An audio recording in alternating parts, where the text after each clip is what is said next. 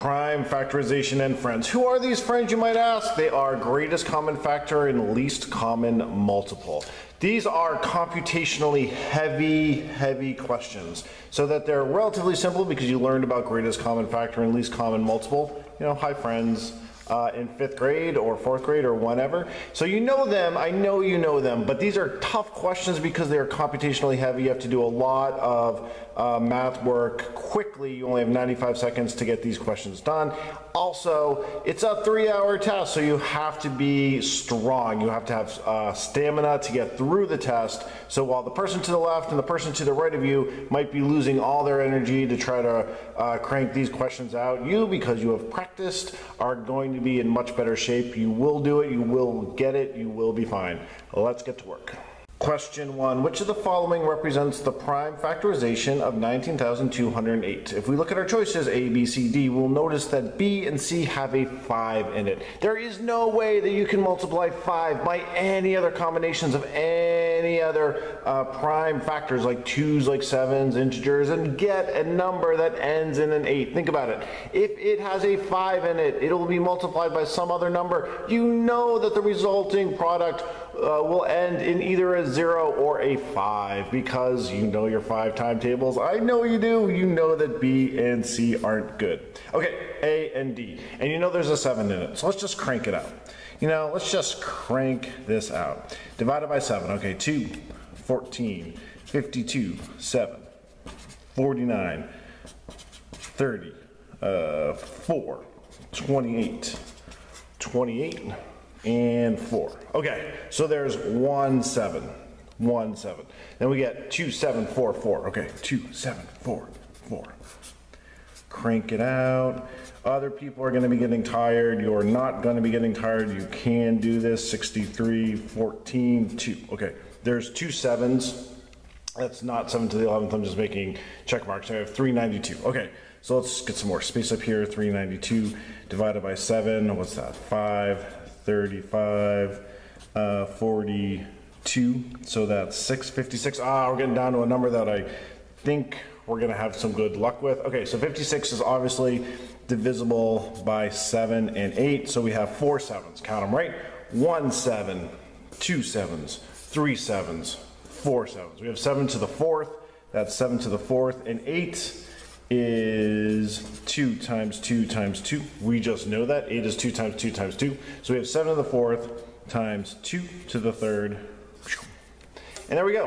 And also, if we just used estimation, we know that 7 to the 2nd is 49, 2 to the 3rd is 8. And 8 times a number that's a lot like 50 is going to get us to a number that's a lot like, what, 400? 400 is way far away from 19,000. So we can use estimation to check our answer. It's D. We're good to go. Question 2. Which of the following must be true if the prime factorization of A is 2 to the 2nd, 5 to the 2nd, R to the 3rd, and S to the 4th? So R and S are prime factors of a big number A. And with choice 1, A's 1's digit ends in 0, A's 1's digit ends in 5, or A and 3 is A is evenly divisible by 4. Okay, so what do we start with? We're like, oh my gosh, how do we do this problem? All right, well, first we know that 2 to the 2nd is 4, and 5 to the 2nd is 25. So whatever these bigger numbers are, whether R is 7, 11, 13, 17, whatever these bigger numbers are, we know that the number we are going to result with is divisible by 100, right? Because whatever this bigger number is, 25 times 4 is 100, so this part of it is like 100 times the rest of it. 100 ends in 0, so 1 is good, 2 is bad. 100 is also evenly divisible by 4, right? So whatever number it ends in, you know, whatever big number it is, big digit, it's going to end in 0, 0 because it's because 100 is a factor of it, and that number 100 is divisible by 4, so the whole number is going to be divisible by 4. So 1 and 3 are good. Our answer is D. And we're good to go. Question 3. What is the greatest common factor? Greatest common factor, one of our friends. GCF, one of the prime factorization friends. It's good to see you, greatest common factor. What is the greatest common factor of, oh my gosh, okay, 2, 2, 2, 3, 3, 5, 5, and 2, 3, 3, 5, 7, 7. Okay, the greatest common factor is the number that's the biggest that can be multiplied into both of these resulting numbers. And people get confused all the time because they think greatest and they're like, oh, we're dealing with a big number, so it should be bigger than the resulting numbers. But greatest common factor, the key word is factor. So it has to be a smaller number that is really big that can go into both of these numbers. Well, if you have 2 times 2 times 2 times 3 times 3 times 5 times 5, and you have 2 times 3 times 3 times 5 times 7 times 7. I just, rewrote these numbers down here. What do you have in common? What do you have in common? Well, you have 1 2 in common, you have 2 3s in common, and you have 1 5 in common. That's what you have in common, and those numbers exist as factors of both these two bigger numbers. So you don't have to multiply these numbers out and find what they are. You just know from looking at their prime factorization that 2 times 3 times 5, 2 times 3 times 3 times 5, or 10 times 9, right? Because you can do 10 times 9, is going to equal a number that's multiplied in, that can be multiplied into both of these bigger numbers, and your answer is 90. We're good to go. Question 4. These are common questions, and when some people run into them, they're like, oh, this is why I hate math. When you run into this question, you can be like, oh, this is why the person to the left and the right of me hates math, and this is why I am going to get a great score on this test. All right, we can do this. We can totally do this. 21,125 is going to be divisible by 13 to some number. The question is 5 to the A times 13 to the B equals 21,125. What is the product of A and B? So we have to find A, we have to find B, and we have to multiply them together. Okay, 13 goes into 21 once. 13. Okay, 81. 13 goes into 81. What's that, like 7 times? No, that won't work. So like a 6 times, 8, maybe 78, 32. All right, let's just plug through this. I know it's long, but we can do this. 26. Okay, so what do we have now? We have 65, and that's going to be 5. And if you ever find that you do your multiplication and 13 doesn't go evenly into this number, you know you've made a mistake, because you know that this A has to be an integer and B has to be an integer. That have to be whole numbers so that you can multiply them together and get one of your answers. Okay, so we have 1,625 divided by 13. 1, 13, 32 will be 2, 26, 65. 5. Okay. Whew. And 125 we know is divisible by 5. So we have 113, 213. So we have 13 to the 2, right? 13 to the 2. And then we have 125, and we know that's divisible by 5. And we do it, we got 25. Ooh. 5 and 25. So that's 1, 5. And we have 25, which we know is divisible by 5 and 5. So we have 1, 2, 3 5s and 2 13s. Okay. So the question asks for what is the product of A and B. So the product of A and B is 2 times 3 or 6.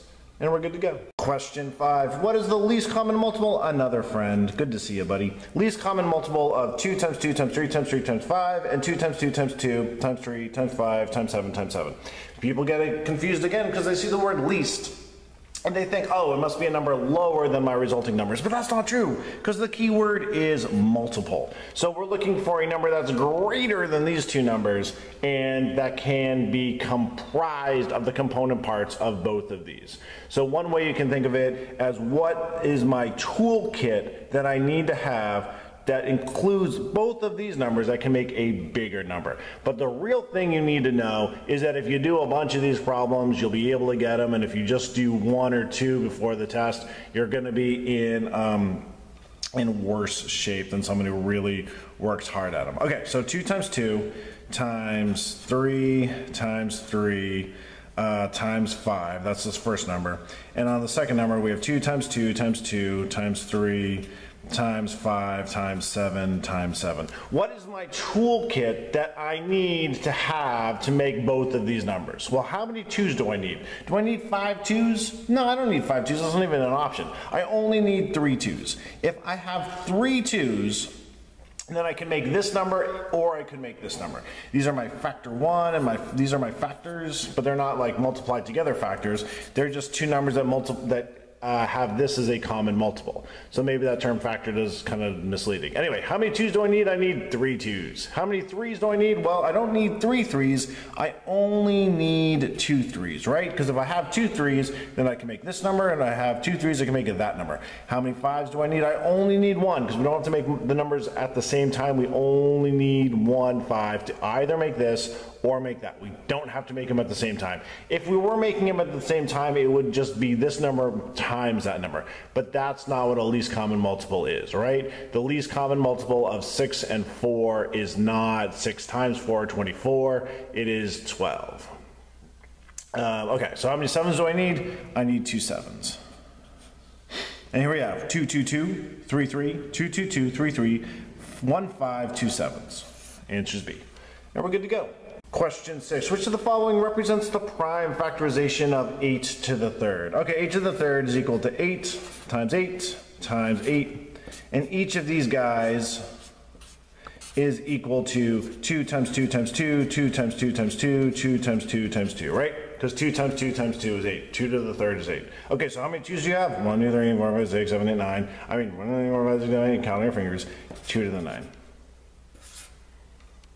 We're good. Question 7. What is the greatest common factor? Okay, factor. It is one of our friends, and it is a factor, which means it is smaller, right? It is smaller because it is a number that can be multiplied to make either of these numbers. So what do these numbers have in common? Okay, 2 to the fourth. 1, 2, 3, 4 times. 3 to the second, so 2 3's. And 5, and then that's this number, and this number down here is 2, and we have 3 3's, and we have 1 7. So what do they have in common?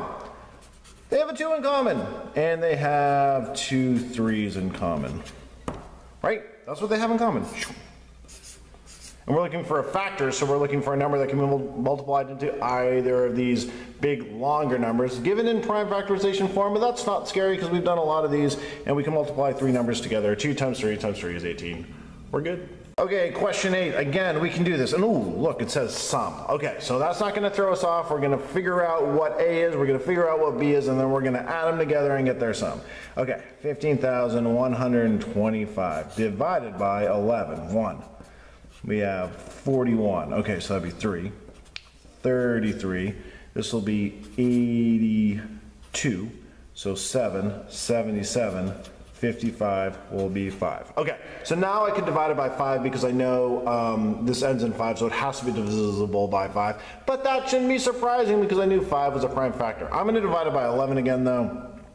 Just because I don't think it's going to be 11 to the 1. I think it's going to be 11 at least to the 2. And after that, I'll see where I am. So, all right, divided by 11.